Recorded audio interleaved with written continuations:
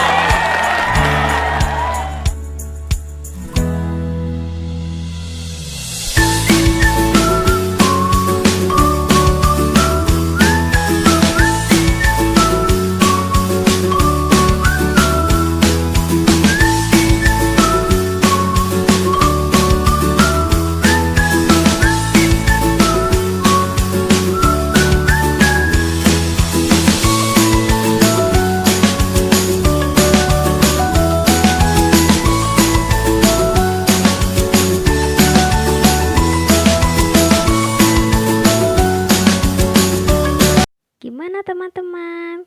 Tadi sudah berolahraga ya sayang ya? Pasti teman-teman semakin sehat dan kuat. Nah, selanjutnya kita belajar lagi ya sayang ya, yaitu berhitung soal cerita campuran, penjumlahan dan pengurangan. Soalnya akan dibacakan langsung oleh Bunda. Murid mendengarkan dan langsung menjawab. Ya sayang ya.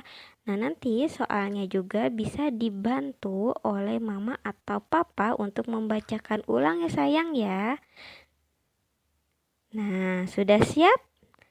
Silakan teman-teman siapkan dulu buku kotak besar, pensil, dan penghapus.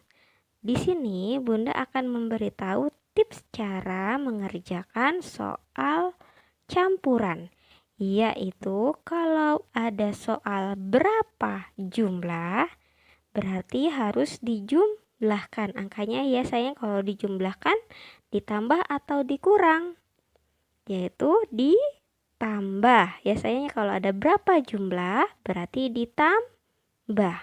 Selanjutnya kalau ada bacaan berapa sisa berarti sisanya harus dikurangi, berarti pengurangan ya sayang ya, hitungan mundur. Nah, kalau teman-teman bisa memahami antara keduanya berapa jumlah, berarti ditambah, berapa sisa, berarti dikurang, pasti teman-teman bisa mengerjakan soal cerita sendiri ya sayang ya. Nah, selanjutnya Bunda akan membacakan soalnya. Disimak baik-baik ya sayang ya. Soal nomor 1. Ibu membeli 8 biskuit coklat untuk kakak dan adik. Dimakan kakak 8 biskuit. Berapa sisa biskuit coklat untuk adik? Nah, tadi Bunda bilang berapa sisa atau berapa jumlah? Berapa sisa? Kalau sisa berarti dikurangi atau ditambah? Dikurangi ya sayang ya. Berarti jawabannya yaitu 18 dikurangi 8 sama dengan seperti itu ya sayang ya. Soal nomor 2.